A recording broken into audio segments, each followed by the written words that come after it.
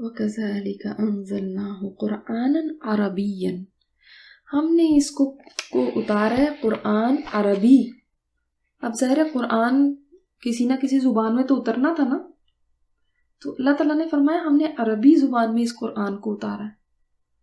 اور آپ دیکھیں عربی زبان سب سے زیادہ فصیح و بلیغ زبان ہے. ابھی آپ جتنا بھی پڑھے ہیں تو آپ کو اسی سے اندازہ ہو گیا ہوگا کہ کتنی وسعت ہے اس زبان کے اندر. اور پھر دوسری وجہ کیا ہے؟ ایک تو یہ اس زبان کو سلیکٹ کرنے کی وجہ ہے، دوسری یہ کہ جو لوگ سب سے پہلے مخاطب تھے اس قرآن کے، جن تک سب سے پہلے یہ قرآن پہنچا ہے، وہ لوگ عربی زبان جانتے تھے. اور پہلے مخاطب کو ہی تو انہی کی زبان میں ہونا چاہیے تھا. یہ تو نہ ہوتا کہ وہ تو سمجھ نہ پاتے اور انگریزی میں اتار دیا جاتا کہ آج کے لوگ پڑھیں گے. نہیں، پہلے انہوں نے سمجھا، پھر آگے ہی انہوں نے سمجھایا لوگوں کو نا. تو اس کی زبان صاف عربی ہے تاکہ ہر آدمی سمجھ سکے. وَصَرَّفْنَا فِيهِ مِنَ الْوَعِيدِ، اور اس میں اللہ تعالیٰ نے پھیر پھیر کے ڈراوے بتائے ہیں، تنبیہات، وارننگز دی ہیں. تو قرآن کے نزول کا مقصد کیا ہے؟ لوگوں کو وارن کر دیا جائے. اور پھیر پھیر کے لائے گئے ہیں. آپ دیکھیں عبرت آموز قصے ہیں اس میں، ایسے ایسے مناظر ہیں کہ آنکھوں کے سامنے جیسے سارا نقشہ کھنچ جاتا ہے. تو وہ کس لیے؟ تاکہ لعلہم یتقون، تاکہ وہ تقوی اختیار کر دیں، ڈر جائیں. ڈرانے کے لیے ہم ڈرنا ہی نہیں چاہتے. جہاں ہم کہتے ہیں ڈراؤ نہیں، بس ہمیں ڈراوے نہیں ہمیں پسند. تو حالانکہ اللہ تعالیٰ نے اس قرآن کو اتارا ہی اس لیے تاکہ تمہیں وارننگ ملے، تمہارے پاس وعید آئے، ڈراوے آئیں، پھیر پھیر کے باتیں سنائی ہیں، عذاب کے مناظر دکھائے ہیں اس قرآن میں، جنت کے دکھائے تو جہنم کے بھی دکھائے ہیں، حساب کتاب کے دکھائے ہیں، اللہ تعالیٰ کے سامنے پیشی کے دکھائے ہیں، وہ کیسا قہار ہے، جبار ہے، اس کے مناظر دکھائے ہیں، بستیوں کے ساتھ کیا گزرا وہ مناظر دکھائے ہیں. سب اس لیے تاکہ تم ڈر جاؤ اس وقت سے، ڈر جاؤ اللہ تعالیٰ کی ان وعیدوں سے. تو یہ اس لیے ہیں تاکہ لوگ پرہیزگار بن جائیں، نیکیوں کا شوق پیدا ہو اور برائیوں سے بیزاری ہو جائے.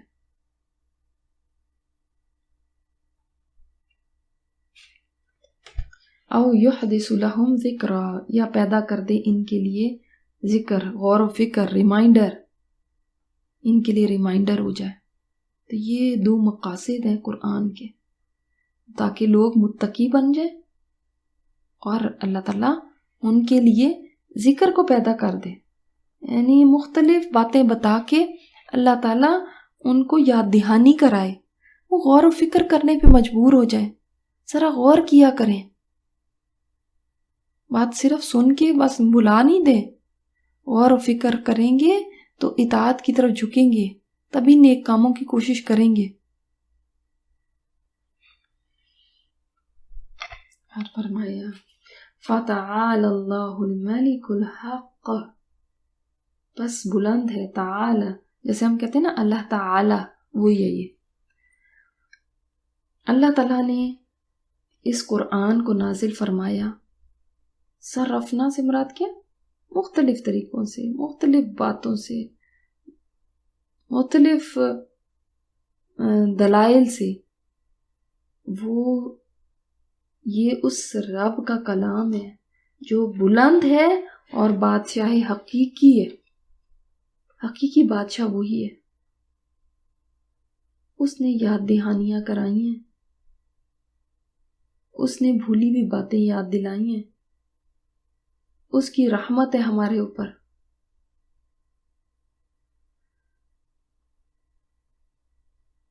اللہ تعالیٰ کی ذات بلند، اس کی صفات بلند، وہ حق ہے، اس کی جنت حق ہے، اس کی جہنم حق ہے، حساب کتاب حق ہے، اس کی ہر بات حق ہے.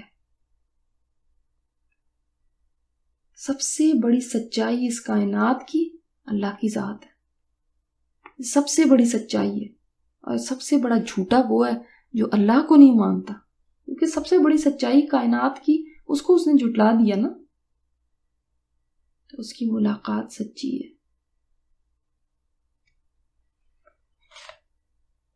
اور اس کے فیصلے بھی اعلیٰ ہی ہیں، پھر سب سے بلند ہیں۔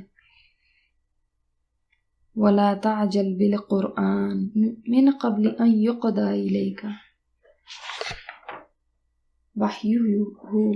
وحی اس کی تم جلدی نہ کرو اس قرآن کے ساتھ، اس سے پہلے کہ بات پوری کر دی جائے تمہاری طرف وحی میں سے۔ یعنی یہ آیات تب نازل ہوئی کہ جب نبی کریم صلی اللہ علیہ وسلم کے پاس وحی آتی تھی تو آپ صلی اللہ علیہ وسلم کو یہ ڈر ہوتا تھا کہ کہیں مجھے یہ بھول نہ جائے، اگر بھول گیا تو آگے پھر کس طرح پہنچاؤں گا۔ ایک تو یہ وجہ جس کی وجہ سے آپ صلی اللہ علیہ وسلم جبرائیل علیہ السلام کے ساتھ پڑھتے تھے، جب وہ پڑھتے تو آپ صلی اللہ علیہ وسلم بھی ساتھ ساتھ زبان کو حرکت دیتے، جس کی وجہ سے آپ کے لیے مشقت بھی ہوتی تھی، مشکل بھی ہوتی تھی۔ ظاہر ہے ایک بندہ پڑھا رہا ہے، بتا رہا ہے، اور ساتھ ساتھ دوسرے بندے کو یہ فکر ہے، یہ پریشانی ہے کہ کہیں میں بھول نہ جاؤں، تو وہ ساتھ ساتھ پڑھ رہا ہو تو کتنی مشکل چیز ہے نہیں۔ اور دوسری وجہ اس کی یہ تھی کہ آپ صلی اللہ علیہ وسلم میں اتنی تڑپ تھی نا علم لینے کی، اس قدر تڑپ تھی کہ ساتھ ساتھ ہی پڑھنے لگتے، اتنا شوق تھا۔ تو اللہ تعالیٰ نے یہ فرما دیا کہ آپ جلدی نہ کریں اس قرآن کو پڑھنے میں، اس کو یاد رکھنے میں، اس کو ساتھ ساتھ دہرانے میں جلدی نہ کریں، اس سے آپ صلی اللہ علیہ وسلم مشکل میں پڑ جاتے ہیں۔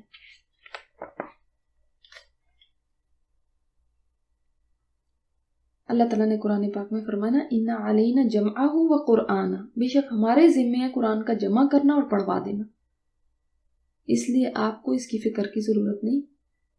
جب جبرائیل علیہ السلام پڑھ چکے پھر آپ اس کی تلاوت کریں، جب تک وحی تکمیل کو نہ پہنچے تب تک آپ اس کے الفاظ نہ دہرائیں۔ ابن عباس کی روایت ہے کہ وحی کی شدت کی وجہ سے تکلیف میں آپ صلی اللہ علیہ وسلم مبتلا ہو جاتے تھے، اس پر یہ آیت نازل ہوئی۔ اور جب دوسری یہ کہ جب جبرائیل علیہ السلام وحی لے کر آتے تو آپ صلی اللہ علیہ وسلم کے دل میں اتنی ہرس پیدا ہو جاتی تھی، اتنی تھرسٹ ہوتی تھی علم کی کہ آپ صلی اللہ علیہ وسلم فوراً اسے حفظ کرنا چاہتے تھے اور حفظ کرنے لگ جاتے تھے۔ اس پر یہ نصیحت نازل ہوئی۔ دونوں باتیں اب آپ کی سمجھ میں آ گئی ہوں گی نا۔ اللہ تعالیٰ نے فرما دیا آپ نہ جلدی کریں، ہمارا ذمہ ہے، یہ ہماری ذمہ داری ہے آپ کو یاد دلانا۔ اور اس کے بعد سے پھر آپ صلی اللہ علیہ وسلم جبرائیل علیہ السلام سے سنتے وقت صرف دھیان سے سنتے تھے، اس کے بعد اللہ تعالیٰ آپ کو حفظ کروا دیتے تھے، یعنی آپ کو یاد رکھوا دیتے تھے۔ اور اللہ تعالیٰ نے فرمایا بجائے اس کے کہ آپ ان کے ساتھ پیچھے پیچھے پڑھیں، آپ کیا کریں، قُلْ رَبِّ زِدْنِی عِلْمًا، آپ یہ کہا کریں اے میرے رب میرے علم میں اضافہ فرما دے، زیادہ دے دے مجھے علم، بجائے کہ آپ جلدی پیچھے حفظ کرنے کی کوشش کر رہے ہیں، یاد رکھنے کی کوشش کر رہے ہیں، آپ اس کی بجائے اللہ تعالیٰ سے یہ دعا کیا کریں۔ یعنی یہ اللہ تعالیٰ نے طریقہ بتایا ہے۔ تو یہاں علم سے مراد کیا ہے پھر؟ قرآن اور حدیث کا علم۔ یہ بھی کہا گیا کہ یہاں پہ قرآن کے فہم کا علم مراد ہے، اس لیے اس میں علم کی زیادتی مانگی گئی نا کہ زیادہ دینا، اور قرآن کا جو حفظ ہے وہ تو اس کی ایک لمٹ ہے، وہ تو سورہ فاتحہ سے سٹارٹ ہوا اور الناس پہ جا کے مکمل ہو گیا، لیکن جو اس کا فہم ہے نا، جو اس کی سمجھ ہے، اس کی انتہا کوئی نہیں۔ آپ ایک ایک سورت کے اوپر ساری زندگی لگا سکتے ہیں۔ تو یہ بیسیکلی تو قرآن کے علم کی ہی بات ہے۔ جیسے ابن ماجہ کی حدیث میں آپ صلی اللہ علیہ وسلم یہ دعا کیا کرتے تھے، اللہم انفعنی بما علمتنی وعلمنی ما ینفعنی وزدنی علما والحمد للہ علی کل حال، یہ آپ صلی اللہ علیہ وسلم دعا کیا کرتے تھے. اور آپ صلی اللہ علیہ وسلم کی یہ دعا قبول کی گئی اور آپ کی وفات تک آپ علم میں بڑھتے گئے. حدیث میں ہے کہ وحی برابر آتی رہی، یہاں تک کہ جس دن آپ فوت ہونے کو تھے اس دن بھی وحی اتری. یعنی پھر نبی کریم صلی اللہ علیہ وسلم کے علم میں اضافہ ہوتا رہا. یہ علم میں اضافے کی دعا ہے اور یہ بہت ہی اچھی دعا ہے. جو بھی علم لینا ہو آپ نے، لیکن چاہے دنیاوی علم بھی لیں، اس کے لیے بھی یہ بہت ہی اچھی دعا آپ کے لیے ثابت ہو سکتی ہے. ویسے تو قرآن کے لیے یہ بیسیکلی، لیکن کسی بھی قسم کا علم آپ لینا چاہیں تو دیکھیں اضافہ فرما، یعنی جو میرے پاس ہے نا پہلے، اس کے اندر اور ایڈیشن ہو، اتنا ہی نہ رہ جائے. جو مجھے پہلے آتا ہے اس کے علاوہ نئی نئی اور چیزیں مجھے آ جائیں. ہم ویسے یہ دعا مانگتے ہیں نا مال کے لیے، اللہ مال میں اضافہ فرما، مال زیادہ دے دے، اس کی ہمیں بہت فکر ہوتی ہے. مگر اللہ تعالیٰ نے مال کے لیے نہیں دعا کہیں پہ بھی قرآن میں سکھائی یا حدیث میں آپ صلی اللہ علیہ وسلم نے فرمایا ہو ربی زدنی مالن، یہ کہیں پہ بھی نہیں ہے. اس سے آپ کو علم کی اہمیت پتہ چلتی کہ علم کتنی قابل قدر چیز ہے کہ اللہ تعالیٰ نے اس کے لیے دعا سکھا دی کہ یہ دعا مجھ سے مانگا کرو، یہ میرے علم میں اضافہ ہو جائے. اور آپ اگر دنیاوی علم دیکھیں تو کسی چیز کا بھی علم، کسی ہنر کا، کسی دنیاوی اور سبجیکٹ کا علم جو ہے،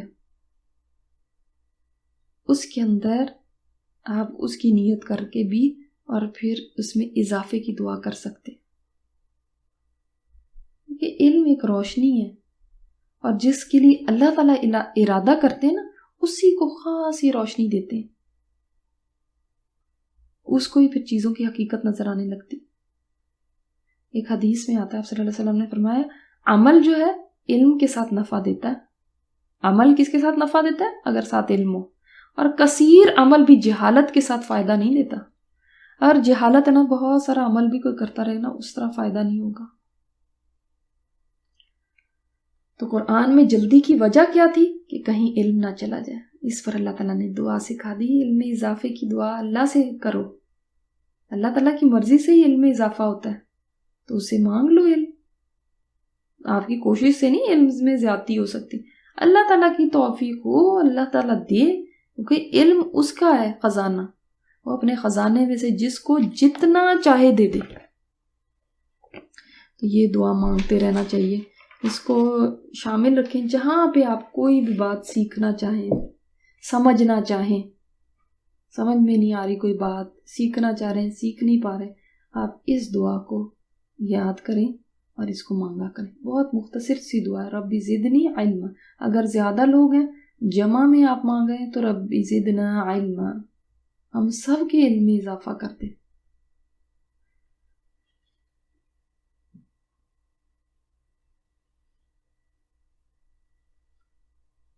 وَلَقَدْ أَحِدْنَا إِلَىٰ آدَمَ مِنْ قَبْلُ، اور البتہ تحقیق عہد لیا تھا ہم نے آدم علیہ السلام سے اس سے پہلے.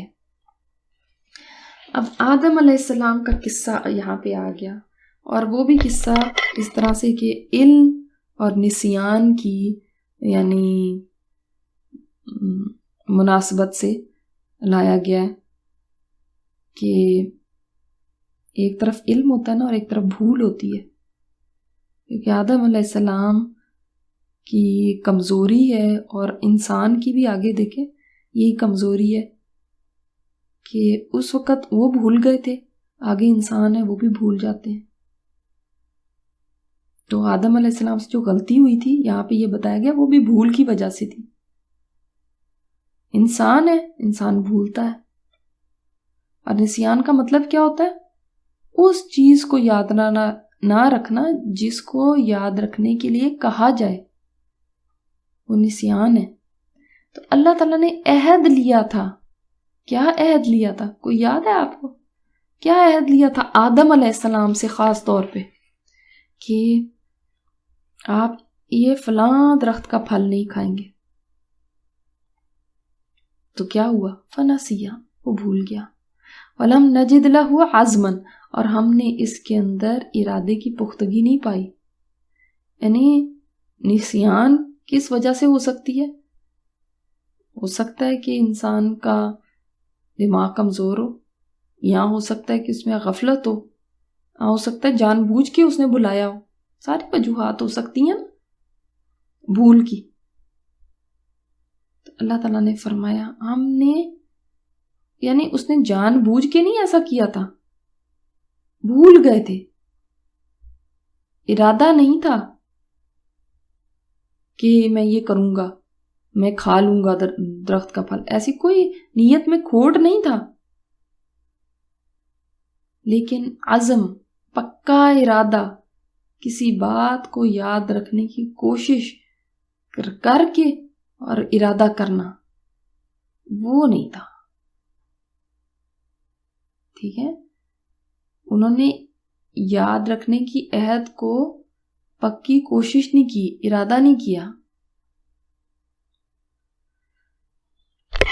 آپ دیکھیں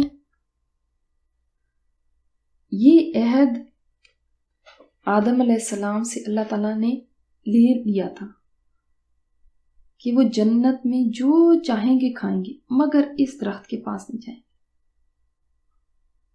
لیکن وہی ہوئی آدم سے بھول کہ انہوں نے رب کا حکم چھوڑ دیا، بھول گئے کہ رب نے یہ کہا تھا، اور شیطان نے پھر جو اس میں رول پلے کیا.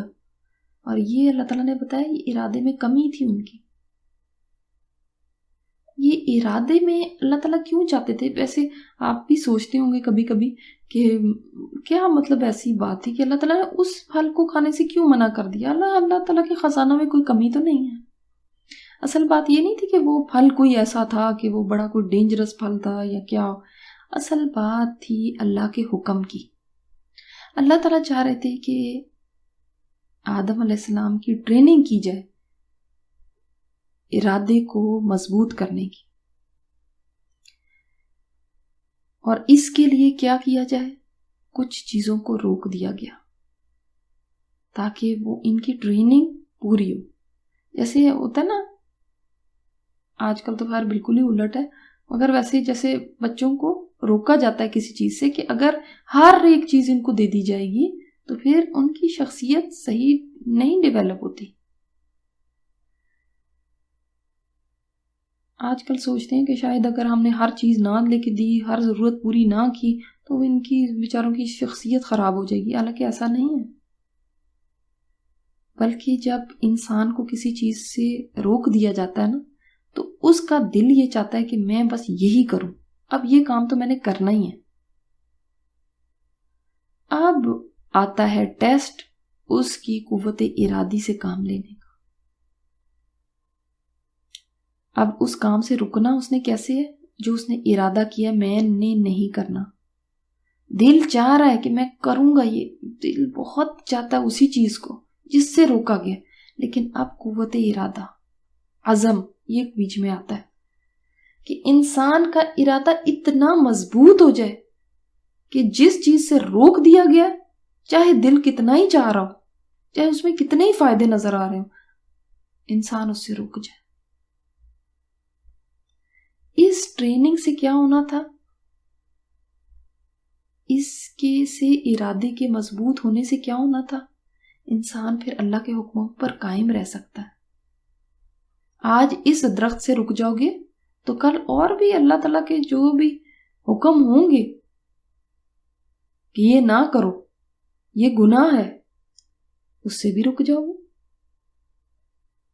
تو یہ ٹریننگ کرنا مقصود تھا. یہ انسان کسی حکم پہ قائم رہتا کب ہے؟ جب تو اس کی عادت ہو جائے اس کو، یا پھر جب وہ پورا ارادہ کر لے تب.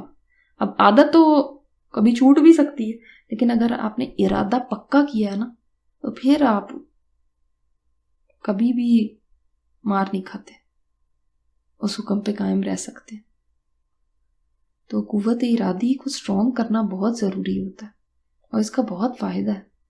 اس کی تربیت اللہ تعالیٰ نے دی، محروم رکھ کے دی، کہ منع کیا ہے اس وجہ سے نہیں کہ اللہ کے خزانے کم ہو جائیں گے، بلکہ اس وجہ سے تاکہ تمہاری ٹریننگ ہو جائے، تمہیں پتہ چلے کہ آج اس درخت سے رکنا ہے تو اللہ تعالیٰ کا کوئی بھی حکم آ جائے تو میں نے رکنا۔ تو یہاں پہ مسئلہ کیا تھا؟ قوت ارادی کی کمی تھی۔ اب کیا ہوا؟ وَإِذْ قُلْنَا لِلْمَلَائِكَةِ اسْجُدُوا لِآدَمَ فَسَجَدُوا إِلَّا إِبْلِيسَ۔ اب یہ کہانی ہم نے پہلے بھی پڑھی ہوئی ہے کہ اللہ تعالیٰ نے جب ملائکہ سے کہا سجدہ کرو آدم کو، سب نے سجدہ کیا سوائے ابلیس کے۔ اس کا مطلب ابلیس کو بھی حکم ہوا تھا، صرف فرشتوں کو نہیں ہوا تھا۔ اب حکم ایک ہے لیکن رویے دو سامنے آئے ہیں، ریاکشن دو ہوئے ہیں۔ ملائکہ نے کیا کیا؟ سجدہ کر دیا، اور ابلیس نے کیا کیا؟ ابا، اس نے انکار کر دیا، اس نے اطاعت نہیں کی۔ کیوں نہیں کی؟ آپ کو معلوم ہے نا کہ اس نے کیا کہا تھا؟ اس نے انسان کو اپنے سے کم تر سمجھا تھا نا، اس لیے سجدے سے انکار کیا تھا کہ یہ کیا مٹی سے پیدا ہوا، میں کیوں اس کو کروں سجدہ۔ اچھا، اگر آپ دیکھیں ایک باریک سا نکتہ اس میں، ہم بھی اکثر شیطانی رویہ اختیار کر لیتے ہیں جب ہم اللہ تعالیٰ کے حکم کے سامنے، مثلا اللہ تعالیٰ نے حکم دیا ہے کسی انسان کے ساتھ کوئی معاملہ کرنے کا، ہم بجائے یہ دیکھیں حکم کس کا ہے، رب کا ہے، تو میں بلا چوچ رہا ہوں اس کو کر لوں، ہم الٹا کیا دیکھنے لگتے؟ وہ انسان کیسا ہے، وہ انسان اس قابل ہے بھی یا نہیں، اس انسان میں تو یہ خرابی ہے، اس انسان میں تو یہ مسئلہ ہے، وہ تو ایسا ہے، وہ تو ویسا ہے،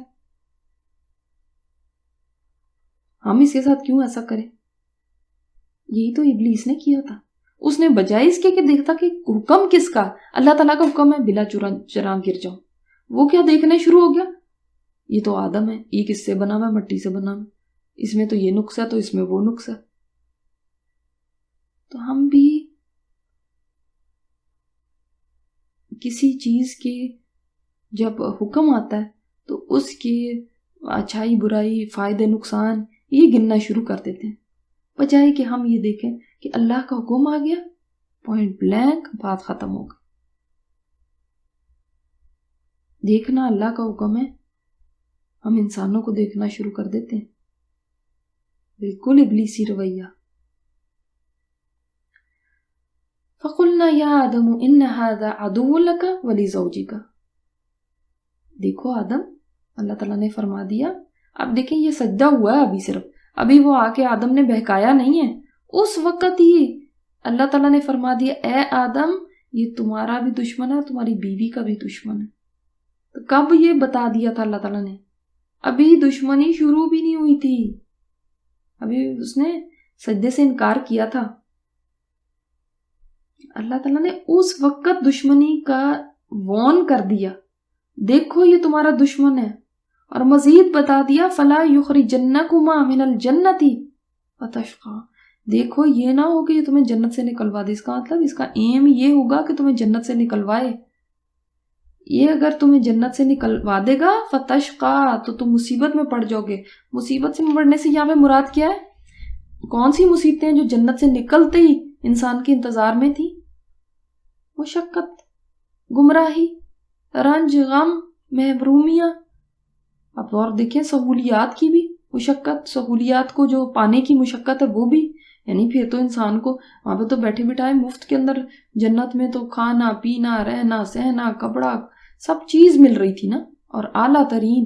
اب اگر جنت سے نکل گئے دنیا میں کوئی ایسا تو نہیں ہوتا نا، کتنی محنت کرنی پڑتی ہے، کتنی مشقت کرنی پڑتی ہے، رہنے سہنے کے لیے گھر بنائیں گے اس کے لیے بھی مشقت ہے، کپڑے پہننے کے لیے چاہیے اس کے لیے بھی مشقت اٹھانی پڑے گی، کھانے پینے کے لیے سامان چاہیے تو اس کے لیے بھی آپ کو محنت کرنی پڑے گی۔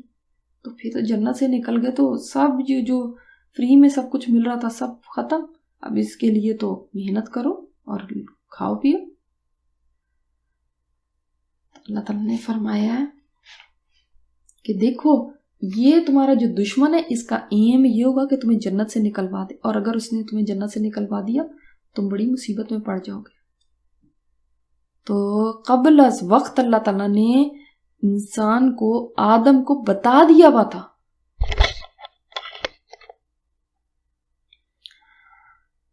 اور دیکھیں لیکن پھر ہوا وہی کہ شیطان نے پھر آگے کیا کیا.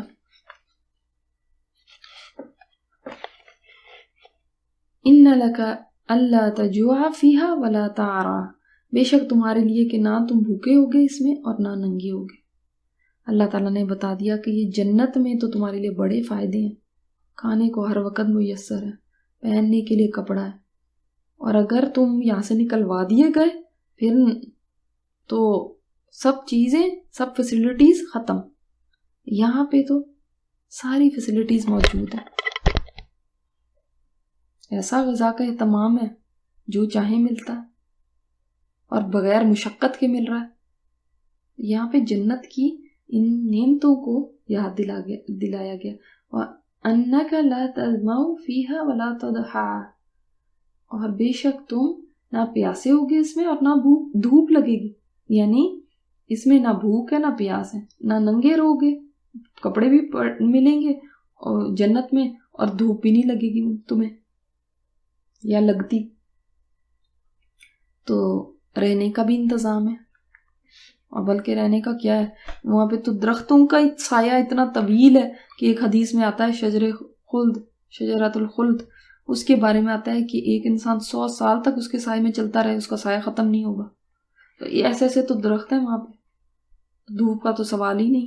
یہاں پہ تو تمہیں نہ کوئی تھکاوٹ، نہ پریشانی، نہ کوئی، دیکھیں یہ معاش کی سب سے زیادہ انسان کو اپنی اکنامکس کی پریشانیاں ہوتی ہیں نا، یہ کھانا پینا لانا ہے، اس کے لیے جاب ہے، اس کے لیے اور دھندے ہیں، گروسریاں ہیں، کچھ ہیں. جب انسان کو کھانا پینا بھی سب مل رہا ہو، پہننے کے لیے بھی اعلیٰ سے اعلیٰ ترین مل رہا ہو، نہ دھوپ کی مشکل ہے نہ کچھ ہے، تو پھر تو انسان مزے میں ہی ہے نا. اگر جنت سے نکل گئے تو سب کچھ یہ چھن جائے گا.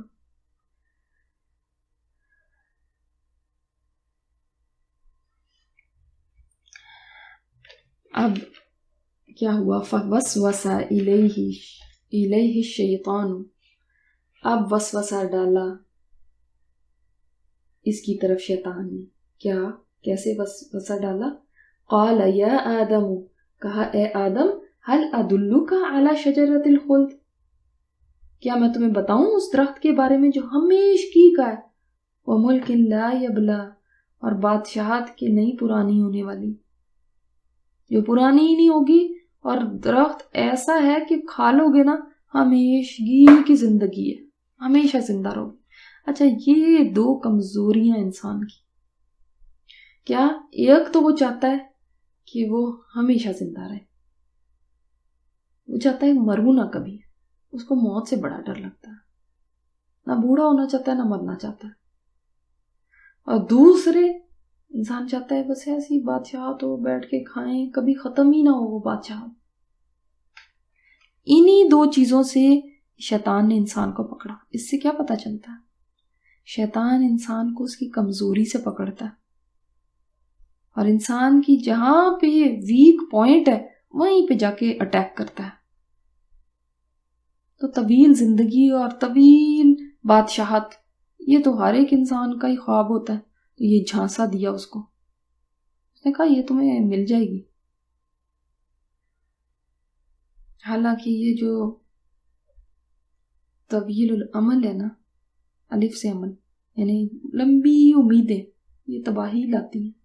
لمبی امیدیں، میں بس رہوں، اقتدار بھی ملے، یہ ہو وہ ہو، لمبی لمبی پلاننگز. ایک حدیث میں آتا ہے حضرت عبداللہ بن عمر سے، نبی کریم صلی اللہ علیہ وسلم نے فرمایا کہ جب تم صبح کرو تو اپنے نفس سے شام کا ذکر مت کرو، جب تم شام کرو تو اپنے نفس سے صبح کا ذکر مت کرو، اور اپنی موت کے لیے اپنی زندگی سے اور اپنے مرض کے لیے اپنی صحت سے کچھ لے لو، کیونکہ اے عبداللہ تمہیں یہ معلوم نہیں کہ آنے والا کل میں تیرا نام کیا ہو. یعنی آنے والے کل میں تم زندوں میں ہو یا مردوں میں، تمہارا نام کیا ہو یہ تمہیں نہیں معلوم. اس لیے جو لمبی لمبی پلاننگز، لمبی زندگی کے وہ منصوبے، یہ کمزوریاں ہیں جہاں سے شیطان پھر آ کے انسان کو ہاتھ دبوچتا ہے اور غلط کام کس طرح کرواتا ہے. انہی کمزوریوں سے انسان کو پکڑ کے. جب یہ شوق ہوں گے نا، ان کے پیچھے انسان بھاگے گا تو شیطان کی ٹریپ میں چلا ہی جاتا ہے. اللہ تعالیٰ نے یہاں پہ کیا بتایا؟ شیطان نے اس طرح سے انسان کو دھوکہ دیا.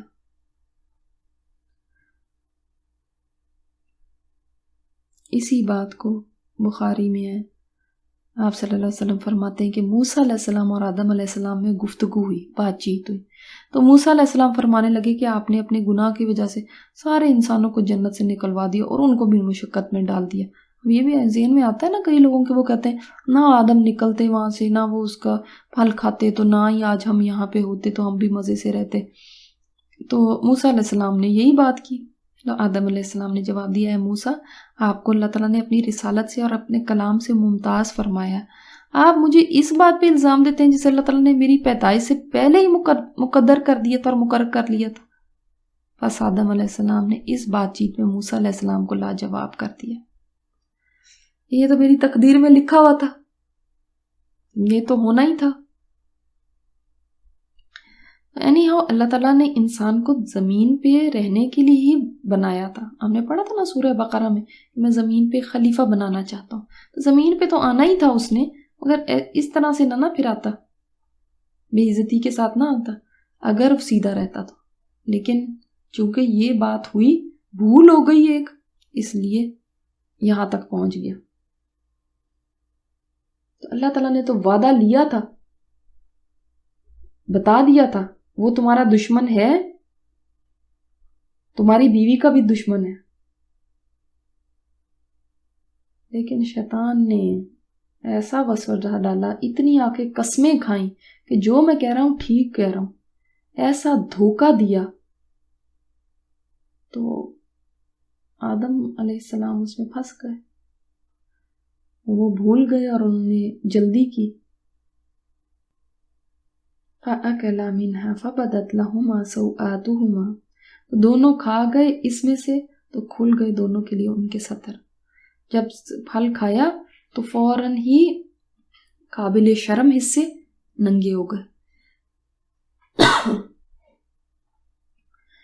وَطَفِقَا يَخْصِفَانِ عَلَيْهِمَا، اور دونوں چپکانے لگے اپنے اوپر مِن وَرَقِ الْجَنَّةِ، جنت کے پتوں میں سے. اب آپ دیکھیں یہاں پہ جو ہی پھل کھایا، آپ کہتے ہیں کہ وہ لباس جو جنت کا تھا وہ اتر گیا. اب اس میں بہت سارے مفسرین نے بہت ساری باتیں کی ہیں کہ کیا تھا جنت کا لباس، کچھ کسی نے کچھ کہا، کسی نے کچھ. اس ہم بحث کو چھوڑتے ہیں.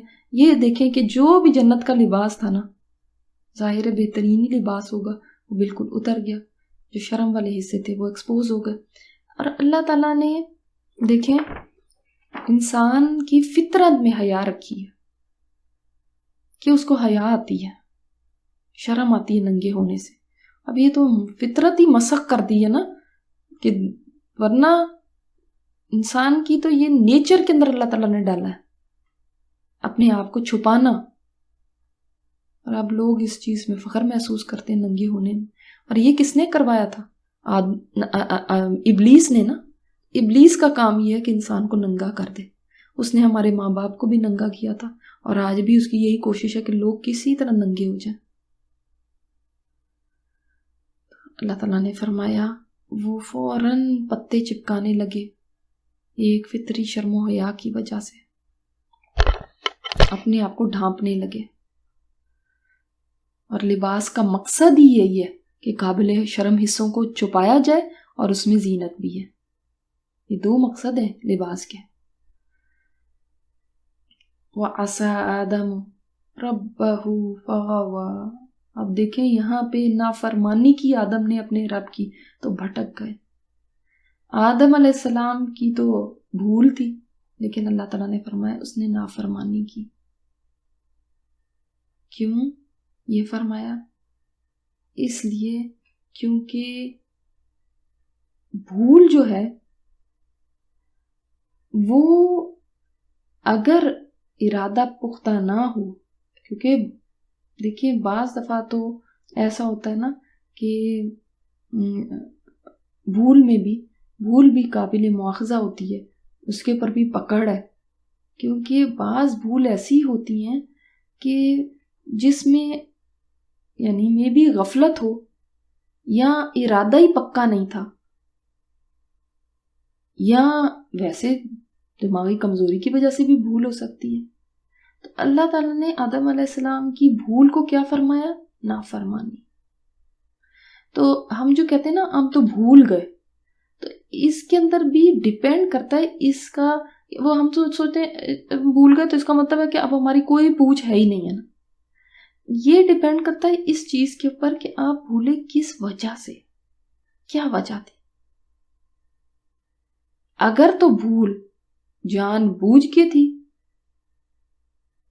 تو پھر تو ظاہر ہے پھر پکڑ بھی ہے اس کی، اور اگر انجانے میں بھول ہو گئی تو پھر ظاہر ہے اللہ تعالیٰ معاف کرنے والے ہیں.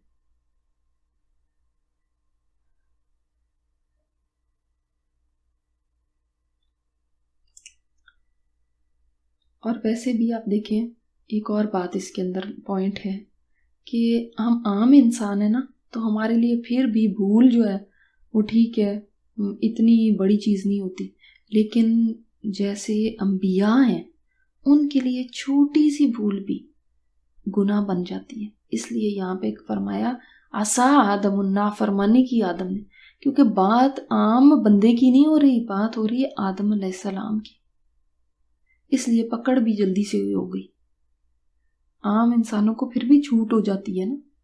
آپ ایسے ہی دیکھ لیں جیسے کہ کوئی عام انسان چلتا پھرتا کوئی غلطی کر دے، کوئی اس نے کوئی چیز روڈ پہ پھینک دی تو ٹھیک ہے، ہو سکتا ہے اس سے مواخذہ ہو جائے تھوڑا بہت، لیکن کوئی وزیر کوئی صدر وہی کام کر دے تو ایک بہت بڑی چیز ہے، کیونکہ اس کا عہدہ بڑا ہے نا.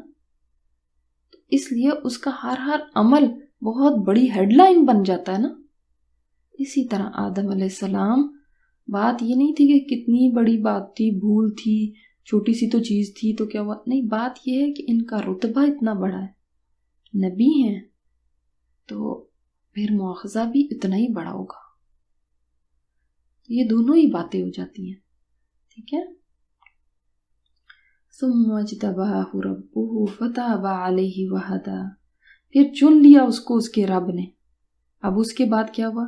آدم علیہ السلام کے بارے میں کہا گیا وہ بہک گئے، فغوا، بھٹک گئے تھے وہ.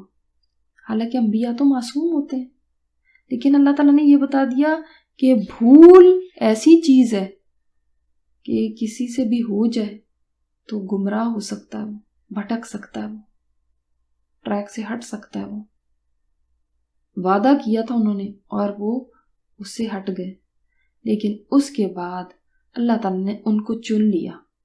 اس کا مطلب کیا ہوا؟ یعنی اس کا مطلب ہے اللہ نے ان کی غلطی معاف کر دی. تو غلطی کی معافی ہونے کے بعد پھر ان کا سٹیٹس وہی ہو گیا جو پہلے تھا.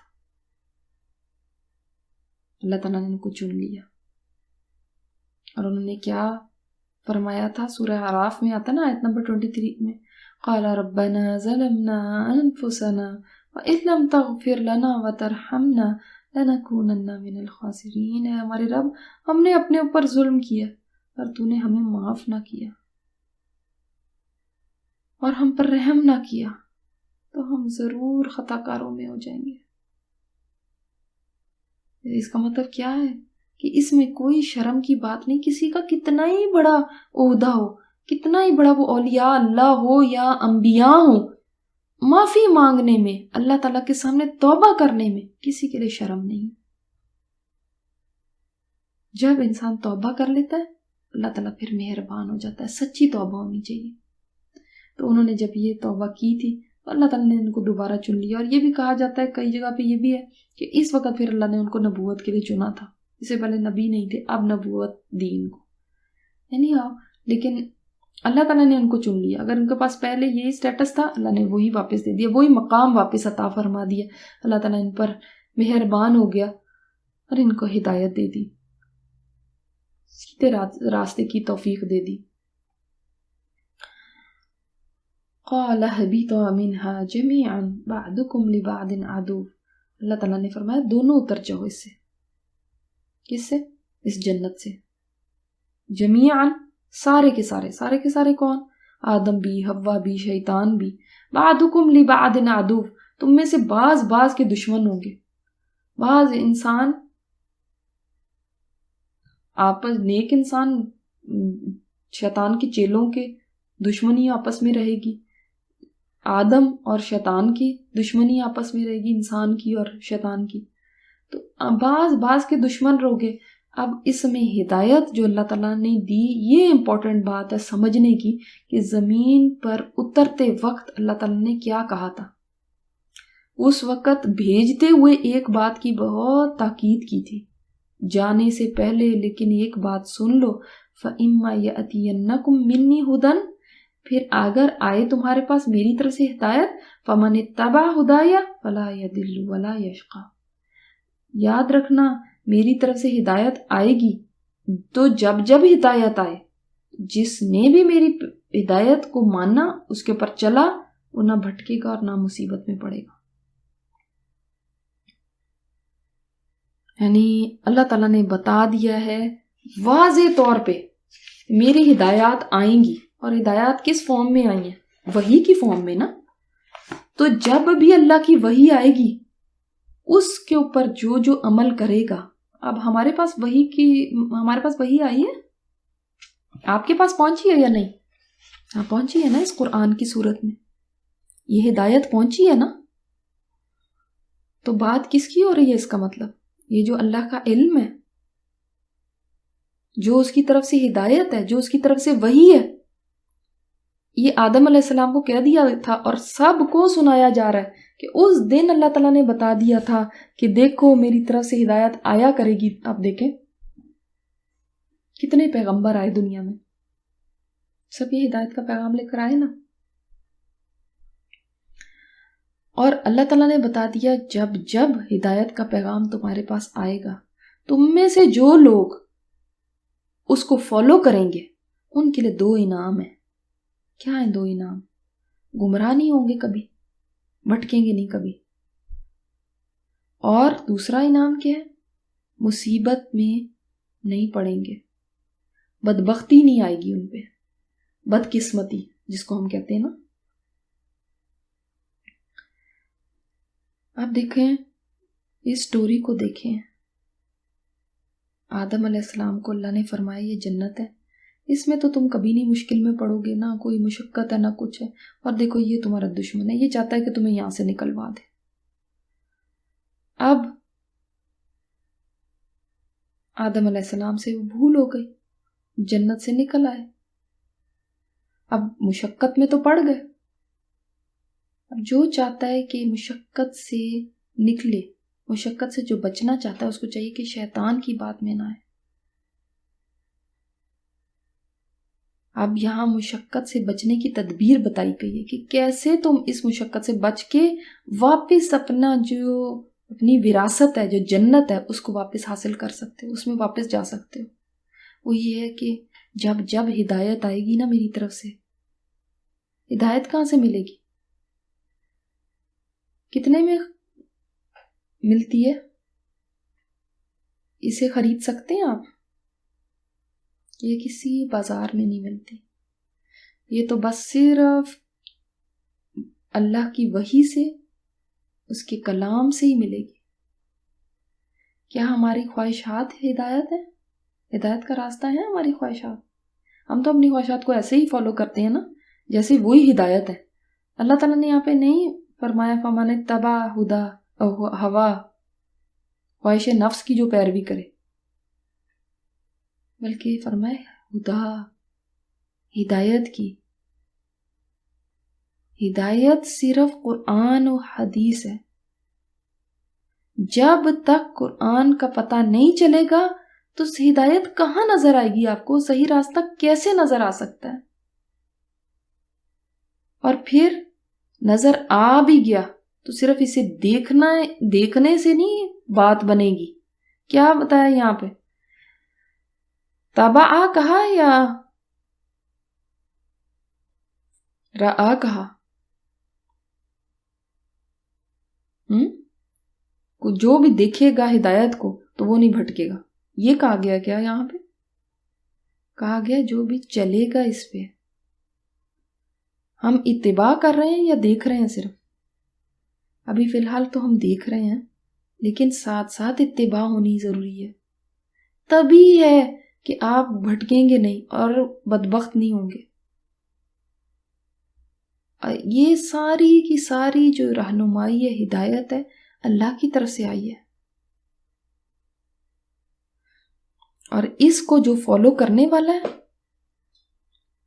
وہ بھی پھر اللہ ہی کا شکر ادا کرے کہ اس نے اس کو چن لیا اس کو فالو کرنے کے لیے. یہ اللہ کا احسان ہے، یہ اس کا کوئی احسان نہیں کہ میں ہدایت پہ چل رہی ہوں. بہت فخر ہے مجھے اس بات پہ. یہ اللہ کا احسان ہے کہ اس نے اس کو چن لیا اس ہدایت کی کتاب کے لیے، اس کلام کے لیے، کہ وہ اس پہ چل سکے. تو کسی بھی راستے پر چلنے کے لیے سب سے پہلے کیا چیز ضروری ہوتی ہے کہ آپ کو نظر تو آئے نا راستہ. اب نظر ہی نہیں آ رہا راستہ. اب ایک بندہ اندھا ہے اور وہ کہے کہ میں تو راستے پر ڈرائیو کروں گی. اب دنیا کے ویسے فارم میں دیکھ لیں نا، اس راستے پہ میں ڈرائیو کروں گی، میرے پاس آنکھیں ہی نہیں ہیں، کیا ڈرائیو کروں گی؟ کیا اس روڈ پہ رہ سکتی ہوں میں؟ کبھی گاڑی کہیں چلی جائے گی، کہیں چلی جائے گی، کسی گڑھے میں جا کے گر جائیں گی. خود سوچیں، اندھے کو دیں گے کیا کبھی ڈرائیونگ کرنے کو؟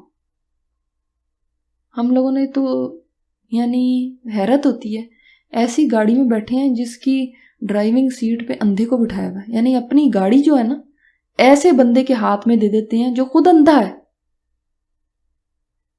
سمجھ آئی آپ کو بات؟ ان لوگوں کو فالو کر رہے ہیں جو کہ خود راستہ نہیں جانتے. وہ اندھے ہیں، وہی ہمیں جہاں لے جائیں گے ہم وہیں چلے جائیں گے، چاہے وہ لے جا کے کسی گڑھے میں ہی پھینک دیں، کیونکہ وہ تو اندھے ہیں. بجائے اس کے کہ ہم خود بھی دیکھتے، اپنی گاڑی خود چلاتے. پھر ہم نے ان لوگوں کو دے دی اور اس گاڑی میں خود سوار ہو کے بیٹھے ہیں. اب بس جدھر کو یہ لے جائے گا. اور اندھے کو نہ خود نظر آتا، نہ وہ خود صحیح راستہ پا سکتا ہے، نہ ہی وہ ہمیں کہیں پار اتار سکتا ہے. تو بات یہ ہے، فَمَنِ اتَّبَعَ هُدَايَ میں بڑی یعنی گہری بات ہے. جب اللہ کی طرف سے نصیحت آئے گی اور ہمارے پاس اب آ چکی ہے ہمارے پاس، اس کو جو بھی فالو کر لے گا تو وہ بچ جائے گا پھر بھٹکنے سے. کسی گڑھے میں، اندھے کنویں میں، کسی پہاڑ کی چوٹی سے گرنے سے بچ جائے گا اور مصیبت میں نہیں پڑے گا. اور جس نے چھوڑ دیا اس کو، اس کی بات تو آگے آ رہی ہے اگلی آیت میں کہ اس کے ساتھ پھر کیا حال ہونے والا ہے. تو یہ معمولی چیز نہیں ہے. بھٹکنا چاہتے ہو، لاسٹ ہونا چاہتے ہو، تھوڑی کسی جگہ میں دنیا میں ہی جا رہے ہو تو کوئی نہیں چاہتا کہ وہ لاسٹ ہو جائے. بھٹکنا کوئی نہیں چاہتا. یہ لفظ ہی ایسا ہے کہ کوئی بھی نہیں چاہتا، چاہے دنیا کا ہی کوئی کام ہو، اس کو کہتے ہیں آپ بھٹک جائیں گے تو وہ ڈر جاتا ہے اس چیز سے. کوئی مصیبت میں نہیں پڑنا چاہتا. بدبختی کسی کو بھی پسند نہیں ہے. حالانکہ دنیا میں ہمارے ہاں بدبختی کس کو کہتے ہیں؟ خوش بختی کا الٹ ہے نا بدبختی. تو خوش بخت کون ہوتا ہے ہمارے ہاں؟ وہ جس کے پاس پیسہ ہے، گھر ہیں، وہ اس کی خواہشات پوری ہوتی ہیں، لگژریز ہیں، اس کو ہم کہتے ہیں بڑا لکی ہے، بڑا لکی. مگر اللہ تعالیٰ کے ہاں ٹھیک ہے یہ چیزیں خوش بختی ہیں کہ الحمدللہ اللہ نے کسی کو نعمتیں دی ہیں، لیکن اصل خوش بخت کون ہے؟ جس کو ہدایت کی اتباع مل گئی، جو ہدایت کا راستہ فالو کرنے والا ہے، وہ اصل خوش بخت ہے. اور دوسرا اس کو اپوزٹ کیا ہے؟ بدبخت. بدبخت کون ہے؟ جو ہدایت کا راستہ گم کر بیٹھا. حالانکہ دیکھیں، جس کو آپ خوش بختی کہتے ہیں نا، اگر وہ نہ بھی ملے، مثلاً کسی کو بہت اچھا نہ بھی کھانا مل رہا ہے، روکھی سوکھی بھی مل رہی ہے، تو بھی گزارا چل جائے گا. بڑے محلوں میں نہیں رہ رہا، جھگی میں رہ رہا ہے، تب بھی اس کی زندگی گزر ہی جائے گی. اچھا لباس نہیں پہن رہا تو کچھ نہ کچھ تو پہن ہی رہا ہے نا، کہیں مانگے تانگے کا ہی کچھ مل جائے گا. ننگا تو کوئی بھی نہیں رہتا. لیکن اصل بدبختی تو یہ ہے کہ ہدایت کا راستہ چھن جائے. کیونکہ اس کے چھننے سے کیا ہوگا؟ کوئی معمولی نقصان نہیں ہے. کوئی جھگی میں نہیں رہنا پڑے گا، کوئی چیتھڑے نہیں پہننے پڑیں گے، کوئی یعنی روکی سوکی نہیں کھانی پڑے گی، بلکہ کیا ہوگا، جہنم کی آگ ہے. کوئی تھوڑا نقصان نہیں ہے، بہت بڑا نقصان ہے، اور وہی حقیقی بدبختی ہے. تو جس چیز کے بغیر گزارا ہی نہیں ہے، گزارا ہی نہیں، جس کو کہہ سکتے ہیں نا اب کیا کریں، اس کے بغیر گزارا ہی نہیں، کرنا ہی پڑتا ہے. تو وہ اصل میں کیا ہے، وہ یہ قرآن ہے. ہم نے تو بہت ساری چیزوں کی لسٹ ہے ہمارے پاس، کیا کریں گزارا ہی نہیں ہے اس کے بغیر، کیا کریں گزارا ہی نہیں فلاں کے بغیر. بھائی گزارا ہی نہیں ہے اس قرآن کے بغیر. کیوں؟ اس لیے کہ اگر اس کو فالو نہ کیا تو بھٹکتے رہ جاؤ گے، بدبخت ہو جاؤ گے. تو ہم کیا کریں؟ اب کرنے کا کام کیا ہے؟ اس کو راستے کو دیکھنا بھی ہے. اب دیکھیں گے کیسے؟ جب اس کو سمجھیں گے، جو ہم یہ کام کر رہے ہیں ابھی الحمدللہ. یہ ہے آپ کو آنکھیں مل جانا. ٹھیک ہے، اب جب آنکھیں مل گئی ہیں تو پھر تو انتہائی بے وقوفی کی بات ہوگی کہ آپ کے پاس آنکھیں ہیں اور آپ اندھے کو ڈرائیونگ سیٹ پہ بٹھائے ہوئے. تو پھر آپ کیا کرنا ہے؟ اس کو فالو نہیں کرنا جس کو پھر خود اس کی سمجھ نہیں ہے. کئی دفعہ ہم ایسے کرتے ہیں، ایسے لوگوں سے مشورے جا کے لیتے ہیں، ایسے لوگوں سے بات سنتے ہیں، آپ مجھے مشورہ بتائیں کہ اب میں کیا کروں. وہ جو خود اس کو کوئی سمجھ نہیں، آپ اس سے جا کے مشورہ مانگ رہے ہیں، جس کو خود ہی جو پیروی نہیں کرتا اس ہدایت کی. آپ کہتے ہیں نہیں لیکن یہ میری بڑی گہری سہیلی ہے، کیا کروں، یا یہ میری امی ہے، یا یہ میری بہن ہے، یا یہ میرے فادر ہے. لیکن اگر وہ ہدایت کے راستے کی پیروی نہیں کر رہے، اگر وہ اندھے ہیں، تو بہت معذرت کے ساتھ کہنا پڑتا ہے پھر آپ ان کو فالو نہیں کریں گے. فالو صرف ہدایت کو کرنا ہے. اپنی ڈرائیونگ سیٹ پہ خود بیٹھیں، خود اپنی زندگی کو، کہ یہ بہت بڑا فیصلہ ہے، آپ کسی کے ہاتھ میں نہیں دے سکتے. یہ اپنی ہمیشہ کی زندگی کا فیصلہ، وہ جدھر چاہے اس گاڑی کو لے جائے اور آپ کو ہمیشہ کے لیے کہیں اللہ نہ کرے کسی گڑھے میں گرا دے.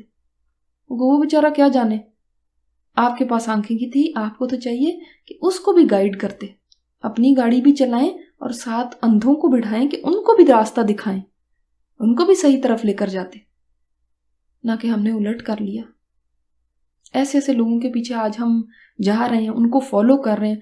کبھی کوئی کسی بڑے آدمی کو فالو کر رہا ہے، کسی پیسے والے کو فالو کر رہا ہے، کسی فلموں کے ہیرو کو فالو کر رہا ہے، کسی پلیئر کو فالو کر رہا ہے جو ہدایت کا راستہ خود ہی گم کیے ہیں. تو پھر انجام کیا ہوگا؟ تو اس لیے ایک تو سب سے پہلے یہ کہ راستہ دیکھنا ہے، اپنی ڈرائیونگ سیٹ پہ خود بیٹھنا ہے، اپنی گاڑی کو خود چلانا ہے. کس کو فالو کرتے ہوئے؟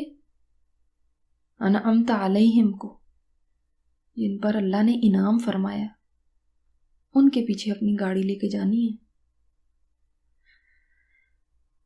تو آپ ایک تو خود بھی آنکھیں اپنے لیے لیں، اندھے نہ بنے. دوسرے کیا کریں؟ اپنے سارے خاندان کی ایک لسٹ بنائیں، سب کے نام لکھیں.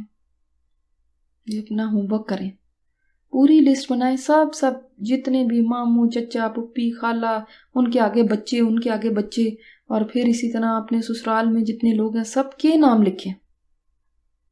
اور پھر ان کے آگے جنہوں نے قرآن کو سمجھ لیا ان کے ناموں کے آگے ٹک لگائیں، اور جنہوں نے ابھی تک نہیں سمجھا ان کے آگے ریڈ مارک کرتے جائیں. آپ دیکھیں ہمارے پاس کتنا کام ہے کرنے کا ابھی. تو نہ تو وہ خود بھٹکنے کے لیے تیار ہوں، نہ دوسروں کو بھٹکنے دیں. جب ہمیں خود آنکھیں مل گئی ہیں تو کیسے ہم گوارا کر سکتے ہیں کہ کچھ بیچارے اندھے جا کے گڑھوں میں گر رہے ہیں اور ہم مطمئن بیٹھے ہوئے کہ ٹھیک ہے ہم تو ٹھیک چل رہے ہیں نا. تو اب دیکھیں، اچھا ایک اور بات اس کے اندر، آنکھیں آپ کو مل گئی ہیں، اب گاڑی چلانی بھی تو ہے نا. اگر چلاؤ گے ہی نہیں تو منزل تک کیسے پہنچو گے؟ صرف ہم کہہ رہے ہیں کہ ہمیں تو بڑا اچھا راستہ نظر آ رہا ہے، بڑا نظر آ رہا ہے، بڑا ہی خوبصورت راستہ ہے، اب اس کی تعریفیں کرتے جا رہے ہیں. راستہ بڑا ٹھیک ہے بھائی، راستہ بہت سیدھا ہے، چلنا نہیں ہے لیکن ہم نے اس کے اوپر، کیونکہ چلنے میں تو محنت لگے گی. جتنا دیکھنے میں محنت لگتی ہے اس سے زیادہ چلنے میں لگتی ہے. ایسا ہی ہے نا. یہ تو ابھی ہم سمجھنے کا سفر کر رہے ہیں نا. اس سے بھی بڑا آگے سفر ہے عمل کا. آپ عمل نہیں کرو گے منزل تک نہیں پہنچ سکتے. چاہے آپ بیٹھے جتنی مرضی قرآن کی تعریفیں کرتے رہیں، یہ ایسا ہے، یہ سیدھا راستہ ہے، یہ ہے وہ ہے، تعریفیں کرنے سے آپ منزل تک نہیں پہنچ سکتے. اس کو دیکھنے سے بھی نہیں پہنچ سکتے. من اتبع، جس نے پیروی کی، جو چل پڑا، جس نے فالو کیا. تو واضح آیت ہے بالکل. اور جس نے نہیں کی، جس نے روح گردانی کی، ومن اعرض عن ذکری، یہ اب اس کے اپوزٹ آ گیا. جس نے روح گردانی کی میرے ذکر سے، یعنی کیسے روح گردانی کی؟ چاہے تو منہ موڑ لیا اس طرح کہ پڑھائی نہیں، اس کو سمجھا ہی نہیں، اس سے دور دور رہے، اس جانا ہی نہیں، یا اس کے اوپر عمل ہی نہیں کیا، یا پڑھ کے چھوڑ دیا، پڑھ کے ہی بھول گئے. سب کچھ اعراض میں آتا ہے نا، پہلے بھی بات ہوئی ہے نا اس کے اوپر. تو ان کے لیے کیا ہے؟ اب دیکھیں، یہ کوئی معمولی جرم نہیں ہے. اللہ کے کلام سے منہ موڑنا کوئی چھوٹی بات نہیں ہے. ہمارے لیے تو خیر ایک عام ہی بات بن گئی نا، کیونکہ اب سوسائٹی ایسی ہو گئی ہے کہ ہر طرف ہی ایسے لوگ ہیں جو بھولنے میں اس کو، جو جانتے ہی نہیں ہیں اس کو. ذکری سے مراد کیا ہے؟ پہلے بھی آپ کو بتایا تھا، اللہ کا کلام. جس نے اللہ کے کلام سے اعراض کیا، اس کو چھوڑ دیا، اس کو اگنور کیا، اس کو نہ مانا، یا اس کو پڑھا ہی نہیں، اس کی طرف توجہ ہی نہیں کی، اس سے دور رہا، اس کے لیے کیا ہے؟ فَإِنَّ لَهُ مَعِيشَةً ضَنْكًا، اس کے لیے زندگی، دنیا کی جو زندگی ہے نا، وہ تنگ ہے. ایک سزا یہاں پہ دنیا کی بتائی گئی اس زندگی کی، اور دوسری قیامت کی ہے. دنیا کی زندگی اس کے لیے تنگ ہو جائے گی، یہ اس کی سزا ہے.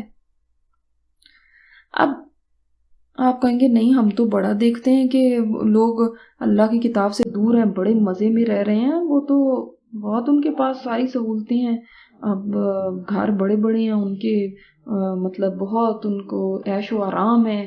لیکن دیکھیں، اگر ساری سہولتیں بھی ہیں لیکن دل ویران ہے تو اس کو آپ کیا کہیں گے؟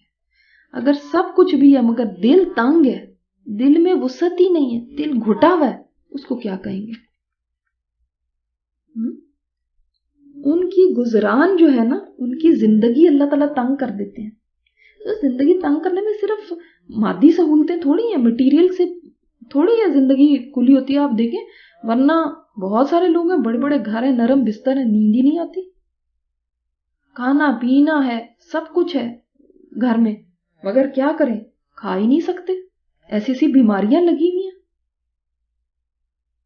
بہت عیش و آرام، ہر طرح کی سہولتیں، اولاد نافرمان ہے ان کی، یا کوئی اور ان کی طرف سے ایسا غم لگا ہوا ہے، ایسی کوئی پریشانی ہے جس کی وجہ سے گھلے چلے جا رہے ہیں.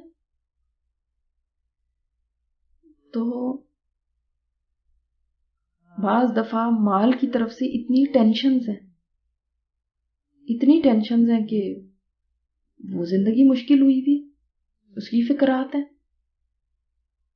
تو بہت سارے ریزنز ہو سکتے ہیں، مگر یہ اللہ تعالیٰ نے بتا دیا کہ زندگی جو بھی نا بڑی تنگ ہوگی، اس کی تنگی کی زندگی. اچھا، انسان نا تنگی کسی چیز میں بھی نہیں چاہتا، نہ مال میں چاہتا ہے، نہ اولاد میں چاہتا ہے، نہ اور اپنی سہولتوں میں چاہتا ہے، نہ دل کی تنگی چاہتا ہے. تنگ چیز جو ہے وہ پسند نہیں آتی نا انسان کو، کشادگی چاہتا ہے. لیکن جس نے اس کلام سے اعراض کیا، اس سے منہ موڑ لیا، کہیں اور ہی مشغول ہے، اور بہت ساری چیزیں ہیں اس کے لیے مشغول ہونے کے لیے، یہ کون سی اتنی ضروری چیز ہے؟ تو یہ دیکھو، جن چیزوں کے پیچھے بھاگ رہے ہو نا کہ وہ مجھے سکون دے سکتی ہیں، وہ ہی ہیں جو کہ میری زندگی میں کشادگی پیدا کر سکتی ہیں، تو نہیں، وہ نہیں کر سکتی. کیونکہ جس کے لیے اللہ تعالیٰ نے فرما دیا، رب نے فرما دیا میں اس کی زندگی تنگ کر دوں گا، وہ کہاں چین پائے گا؟ اسی لیے آپ دیکھیں، تنگ زندگی کے اندر بے چینیاں، بے کلی، دل پہ بوجھ ہے، کسی پل چین نہیں آتا، کہتے ہیں وحشت طاری رہتی ہے، نفسیاتی بیماریاں، یہ اسی وجہ سے ہیں، اس کلام سے دوری کی وجہ، یہ وجہ ہے۔ بہت سارے لوگوں سے سنا ہے میں نے کہ جب سے ہم کلام اللہ سے جڑے ہیں تو ہمیں اب ڈپریشن کی گولیاں نہیں کھانی پڑتی، ہمیں اب سائیکیٹرسٹ کے نہیں جانا پڑتا۔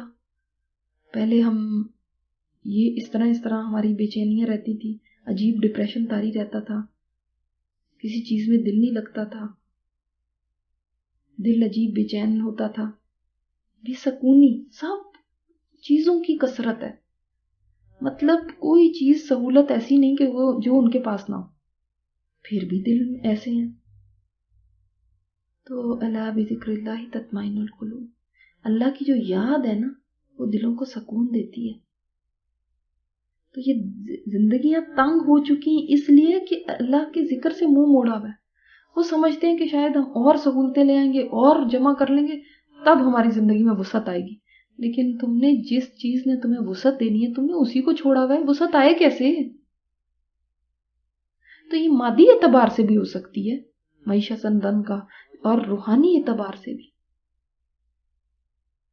آپ کو دوسرے کی زندگی میں بظاہر کشادگی نظر آ رہی ہے لیکن اس کی زندگی کس قدر بے سکون ہے، کس قدر تنگ ہے، یہ پھر چیزیں نظر نہیں آیا کرتی نا۔ تو اللہ تعالیٰ نے فرما دیا جس نے اعراض کیا دنیا کی زندگی بھی تنگ ہوگی، وَنَحْشُرُهُ يَوْمَ الْقِيَامَةِ أَعْمَىٰ، اور قیامت کے دن بھی ہم اس کو اندھا اٹھائیں گے۔ دیکھیں یہ آخرت کی اس کی سزا ہے۔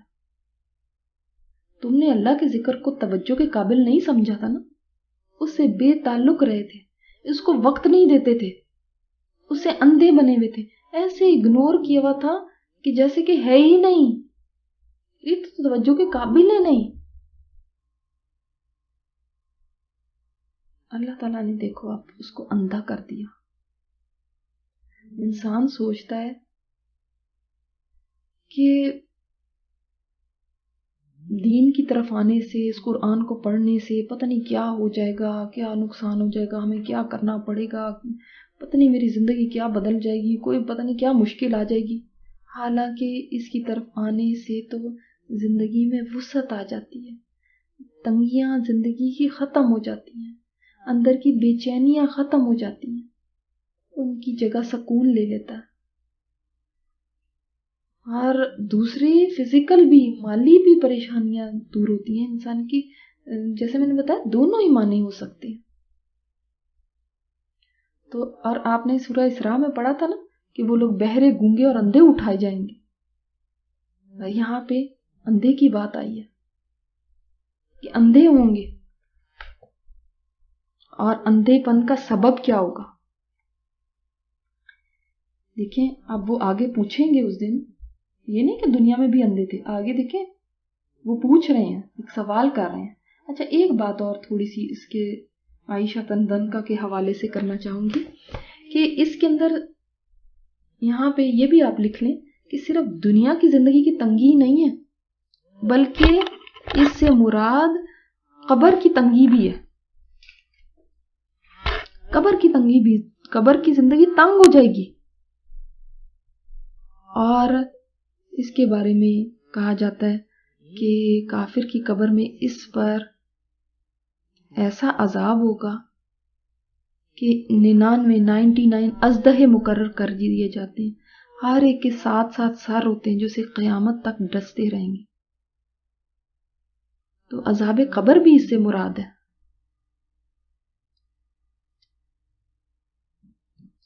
تو دنیا میں بھی خبیث روزی ہوگی، دنیا میں بھی زندگی تنگ ہوگی، اور قبر بھی تنگ و تاریک ہوگی، دبوچا جائے گا اس کو۔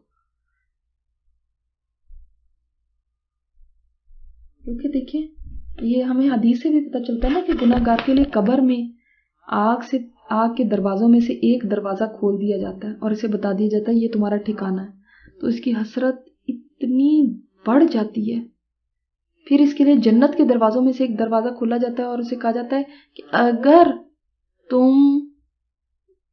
تمہاری یہ جگہ ہوتی، اگر تم اس کی اطاعت کرتے جس کا تم سے اللہ نے وعدہ کیا تھا، اگر تم صحیح راستے پر رہتے، یہ تمہاری جگہ ہوتی. اتنی حسرت ہوگی اس کو. اور یہ بات سن کے تو اور بھی زیادہ حسرت ہوگی نا کہ ہائے کاش کر لیتا نا. ایسے ہی جیسے کوئی کہے اگر آپ بس 2 منٹ پہلے پہنچ جاتی نا تو یہ چیز آپ کو مل جانی تھی. کتنی حسرت ہوتی، ہائے کاش آ ہی جاتی نا. اسی طرح وہاں پہ حسرت ہوگی کہ ہائے کاش کر لیتے ہیں، کیونکہ اب جنت دکھائی جائے گی، دکھا کے وہ دروازہ بند کر دیا جائے گا کہ اگر تم سیدھے چل کے آتے تو یہ تمہارا ٹھکانہ ہوتا.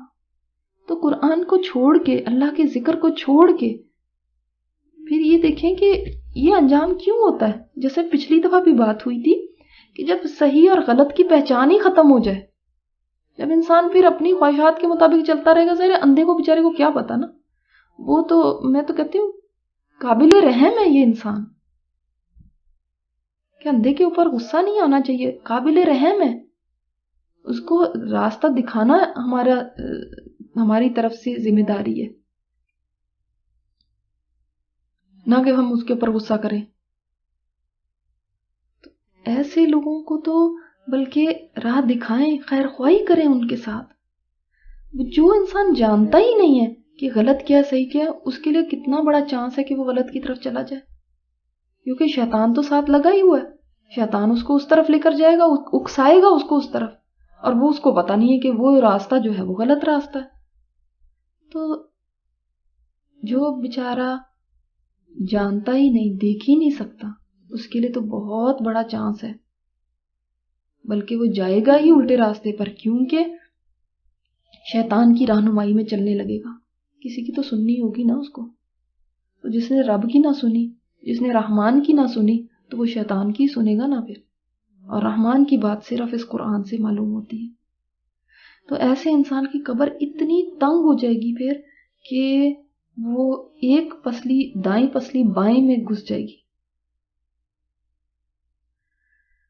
اور پھر آپ صلی اللہ علیہ وسلم نے جب یہ بیان فرمایا تھا تو اپنی دائیں ہاتھ کی انگلیوں کو بائیں ہاتھ کی انگلیوں میں گھسا کے دکھایا تھا، اور آپ نے فرمایا یہ ہے معیشت تن کا تنگ گزران. تو اللہ تعالیٰ ایسے لوگوں کو اندھا ہونا کوئی دنیا میں بھی نہیں چاہتا، اور کوئی وہاں جا کے اندھا ہو جائے. اللہ تعالیٰ اس اندھے پن سے ہمیں بچائے اور ہمیں اتباع کرنے کی توفیق دے، ہدایت کے راستے کی اتباع کی. تو وہ کیا کہے گا؟ وہ اللہ تعالیٰ سے سوال کرے گا، قال ربی لما حشرتنی اعمی وقد کنت بصیرا. اے میرے رب، مجھے اندھا کیوں اٹھایا گیا حالانکہ میں تو دیکھتا تھا. میں تو دنیا میں میری آنکھیں ہوا کرتی تھی، پھر یہاں پہ اندھا کیوں؟ اب اس کا جواب اللہ تعالیٰ کے دیتے ہیں. دیکھیں، قال كذلك أتتك آياتنا فنسيتها وكذلك اليوم تنسى. اسی طرح ہماری آیتیں بھی تو تمہارے پاس آئی تھی نا، تم نے ان کو بلا دیا تھا، تو آج ہم تمہیں بلا دیں گے، آج تم بلائے جاؤ گے. دیکھو تمہارے پاس بھی ہماری آیتیں آئی تھی، تم اندھے بنے ان سے، آج تمہیں اندھا ہی اٹھایا گیا. تم نے ان کو بھلا دیا، ایسے بھلایا کہ اس سے بھولنا کیا ہے، پڑھ کے بھلا دینا بھی ہو سکتا ہے. ایک دفعہ قرآن پاک پڑھ لیا، اس کے بعد ایسے ہو گئے کہ بس ایسے بھولے دوبارہ کبھی دیکھا ہی نہیں اس کی طرف، بھلا ہی دیا. دوسرا بھولنا کیا ہے، آیتیں تو بہت رٹی ہوئی ہیں، بڑا حفظ کیا ہوا ہے، بڑا ترجمہ آتا ہے، ترجمے میں بھی فل نمبر، تفسیر میں بھی فل نمبر، بہت اچھا پڑھ رہے ہیں، بہت اچھا کر رہے ہیں. عمل کرتے وقت بھول گئے. ہر عمل جان بوجھ کے بھولنا مراد ہے، ایسا نہیں ہے کہ غلطی سے، مطلب عمل کے بعد جان بوجھ کے بھول گئے کیونکہ عمل کرنا ہی نہیں ہے نا، تو یاد رکھا ہی نہیں. یہ بھی بھولنا ہی ہے. جب عمل کا وقت آیا تو اتنے مست ہوئے، اب کون اس کو یاد رکھے، وہ تو صرف نمبر لینے کے لیے. یہ بھی بھلا دینا ہے. تو اللہ تعالیٰ فرماتے ہیں تم نے بھلایا تھا میرے کلام کو، آج تمہیں بھلا دیا جاتا ہے. یعنی ایسے انجان بنے ہوئے تھے اس سے، ایسا اگنور کیا ہوا تھا اس کو، تو آج تمہاری فریاد کو بھی کوئی نہیں سنے گا.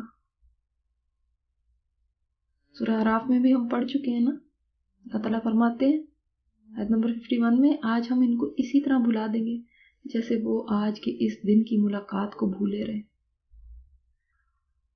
تو ہم جو پڑھ رہے ہیں اس کو بھولنا نہیں ہے، اس کو چھوڑنا نہیں ہے، اس سے غافل نہیں ہونا. ایسا نہ ہو کہ اب ہم نے جب اٹھا کے اس کو دیکھ ہی لیا تو اب دیکھ کے پھر بھلا دیں، چاہے کتنے بھی کام اور آ جائیں، لیکن اب اس کا ساتھ زندگی بھر کا ہونا چاہیے. اب یہ وہ چیز نہیں ہے جس کو ہم بھول جائیں. اور دیکھیں آخرت میں جو سزائیں ہیں نا وہ جرم سے کتنی مماثلت رکھتی ہیں نا، سملیرٹی. جیسے مثال کے طور پہ جیسے زکوٰۃ کا مال نہیں ادا کیا تو وہی مال کو تختیاں بنا دیا جائے گا اور ان کو تپا تپا کے اس کو لگایا جائے گا، ہے نا، ایسے ہی ہے. اور وہ خود خزانے پہ سانپ بن کے بیٹھا ہوا تھا، تو اب ایک گنجا سانپ اس کے اوپر ہوگا مسلط جو اس کو ڈسے گا. وہ متکبرین ہے، وہ چونٹیوں کی شکل میں اٹھیں گے. وہ دنیا میں بڑے بنتے تھے تو آپ بڑے بنو، تو اب تم چونٹیوں کی شکل میں اٹھائے جا رہے ہو. تو بات یہ ہے جرم جیسا ہے ویسی سزا ہے. دنیا میں اندھے بنے ہوئے تھے، دنیا میں تم اللہ کی طرف نہیں آئے، دنیا میں اس کے کلام سے منہ موڑے رکھا، دنیا میں اس کے کلام کو اگنور کیا رکھا، اس سے آنکھیں بند کر لی. تو آج دیکھو اللہ نے تمہاری آنکھیں ہی بند کر دی. اب دیکھنا چاہتے بھی ہو تو دیکھ نہیں سکتے. دیکھنے کا وقت وہ تھا، تم نے اس وقت میں اس کے کلام کو نہ دیکھا، اب اللہ نے تمہاری بینائی چھین لی. اور جس کو اللہ بھول جائے گا اس دن، تو اب آپ خود سوچیں کہ جس کو وہ بھلا دے کہ اب کو تم جہنم میں پڑے ہوئے ہو تو فریادیں کرتے رہو، اس نے بھلا دیا، اس نے سننا ہی نہیں ہے. اس کے نزدیک اب تمہاری کوئی اہمیت نہیں ہے، اب ہمیشہ کے لیے پڑے رہو آگ میں، روتے رہو یہاں پہ. وہ تمہیں ڈال کے اس میں بھول جائے گا، یا اس دن ہی جب حشر میں ہی کھڑے ہوگے وہ تمہیں بھلا دے گا، تمہیں ایسا اگنور کرے گا. ہم تو کسی کا، انسان کا اگنور کرنا نہیں برداشت کرتے. اگنور کیوں کیا اس نے مجھے؟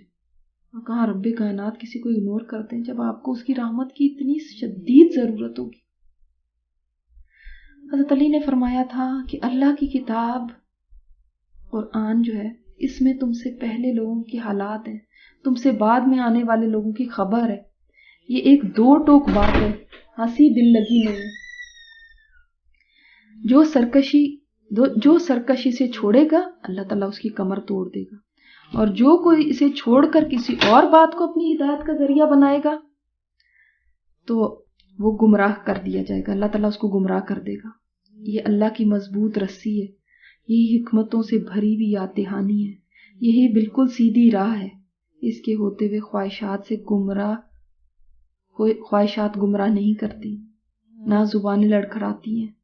اہل علم کا دل اس سے کبھی سیر نہیں ہوتا، اس کو بار بار دہرانے سے اس کی تازگی نہیں جاتی، یہ کبھی پرانا نہیں ہوتا، اس کی عجیب باتیں ختم نہیں ہوں گی. یہ وہی ہے جس کو سن کر جن پکار اٹھے تھے. بلا شبہ ہم نے عجیب قرآن سنا ہے جو ہدایت کی رہنمائی کرتا ہے، اور ہم اس پر ایمان لائیں. جس نے اس کی سند پر کچھ کہا اس نے سچ کہا، جس نے اس پر عمل کیا اجر پائے گا، جس نے اس کی بنیاد پر فیصلہ کیا اس نے انصاف کیا، اور جس نے اس کی طرف دعوت دی اس نے سیدھی راہ کی طرف دعوت دی. اور فرمایا اے آور ان باتوں کو گرہ میں باندھ لو.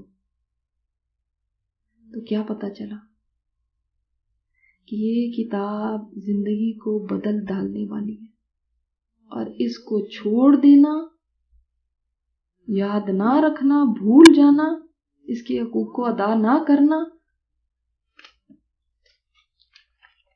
اس بات پہ راضی ہو جانا ہے کہ ٹھیک ہے اللہ بھی ہمیں بھلا دے تو ہمیں کوئی فکر نہیں ہے.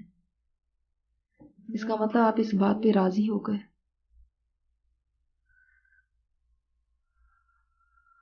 وَكَذَلِكَ نَجْزِي مَنْ أَسْرَفَ، اسی طرح ہم جزا دیتے ہیں جو حد سے بڑے، وَلَمْ يُؤْمِنْ بِآيَاتِ رَبِّهِ، اور نہ مانے اپنے رب کی آیات کو.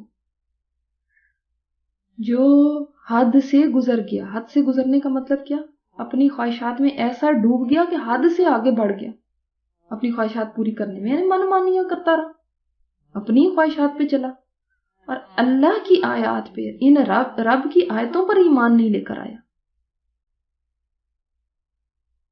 اور انسان اللہ کی آیات پر اسی وقت ایمان نہیں لاتا جب اس کی اپنی خواہشات آگے بڑی بن کے کھڑی ہوتی ہیں. اللہ کی بات چھوٹی اور میری خواہش بڑی. تو ایسے لوگوں کو ہم پھر یہی جزا دیا کرتے ہیں. پھر یاد رکھو وَلَعَذَابُ الْآخِرَةِ أَشَدُّ وَأَبْقَىٰ. یہ دنیا کی جو چھوٹی چھوٹی مشکلات ہیں، تنگ زندگی یا یہ تو چھوٹی چیزیں ہیں، یا قبر کی جو تنگی ہے وہ تو کم چیز ہے. اصل بات ہے آخرت کا عذاب، کیونکہ وہ انتہائی شدید ہے اور باقی رہنے والا بھی. ان کے مقابلے میں، دنیا کی سختیوں کے مقابلے میں اور قبر کے عذاب کے مقابلے میں وہ بہت سخت ہے. کیونکہ دنیا اور قبر کے عذاب کی دیکھیں ایک لمٹ ہے نا، ایک لمٹ ہے نا. دنیا چلو 100 سال کا ہو جائے گا، ساری زندگی کسی نے عذاب میں بھی گزاری تو کتنی ہوگی زندگی؟ 80 90 سال، 100 سال، زیادہ زیادہ اتنی، پھر تو ختم ہی ہو جانی ہے. اور قبر کا عذاب بھی ایک دن تو ختم ہوگا ہی نا، چاہے طویل ہے مگر قیامت پہ تو ختم ہوگا. مگر آخرت کی نہ تو زندگی ختم ہونے والی ہے اور اس کا عذاب بھی سب سے زیادہ شدید ہے. جیسے میں نے آپ کو ابھی حدیث سنائی بھی ہے کہ موت بہت سخت ہے، مگر اس سے بھی زیادہ سخت آخرت کے مراحل ہیں. تو انسان کو اس کی تیاری کرنی ہے. اور اللہ تعالیٰ نے یہ بدلہ اس کے لیے بتایا جو حد سے گزر گیا، اپنی خواہشات میں اتنا پاگل ہو رہا ہے کہ اس کو یہ یاد ہی نہیں رہا کہ کس طرف توجہ کرنی ہے. اس کو اپنی قرآن کے لیے وقت نہیں ہے، اس کو اللہ کے کلام کے لیے اس کے پاس کوئی ایجنڈا ہے ہی نہیں کہ کبھی کہیں لسٹ میں لکھا ہو کہ میں نے کہیں قرآن سیکھنا ہے، اس کے اوپر عمل کرنا ہے. یہ اس کی لسٹ میں ہے ہی نہیں. ویسے انسان کے لیے تو اب آپ خود سوچیں نا کہ دنیا کی زندگی اسی لیے ہماری پھر تنگ ہوتی ہے نا، اور آخرت میں تو پھر ایسے ایسے عذاب ہیں جو نہایت شدید بھی ہیں اور باقی رہنے والے بھی ہیں. اللہ تعالیٰ ہمیں دنیا اور آخرت کی ناکامیوں سے بچائے، بھٹکنے سے بچائے، بدبختیوں سے بچائے، دنیا اور آخرت کے عذابوں سے بچائے. ہم نہ دنیا کے عذاب سہ سکتے ہیں اور نہ آخرت کے. اب ہمارے ایجنڈے میں ٹاپ پہ کیا ہونا چاہیے، ٹاپ پرائرٹی کیا ہونی چاہیے. اور اس طرح سے میں ان کو بھی لوگوں کو کہوں گی کہ جو ابھی تک لسنر ہیں، کیا چیز آپ کو روکے ہوئے؟ کیا یہی خواہشات جو حد سے گزر چکی ہیں؟ کیا انہی خواہشات نے آپ کو روکا ہوا ہے جن کی کوئی انتہا ہی نہیں ہے، جو دن بدن زیادہ ہی بڑھتی ہیں، کم نہیں ہوتی؟ کیا یہ خواہشات آپ کے راستے میں حائل ہے؟ تو اس لیے کسی چیز کو رکاوٹ نہ بننے دیں، توفیق اللہ تعالیٰ سے مانگے اور قدم اٹھا دیں کہ آپ نے اب اس قرآن کے ساتھ اپنا تعلق جوڑنا ہے اور اس کو کبھی پھر چھوڑنا نہیں ہے انشاءاللہ تعالیٰ.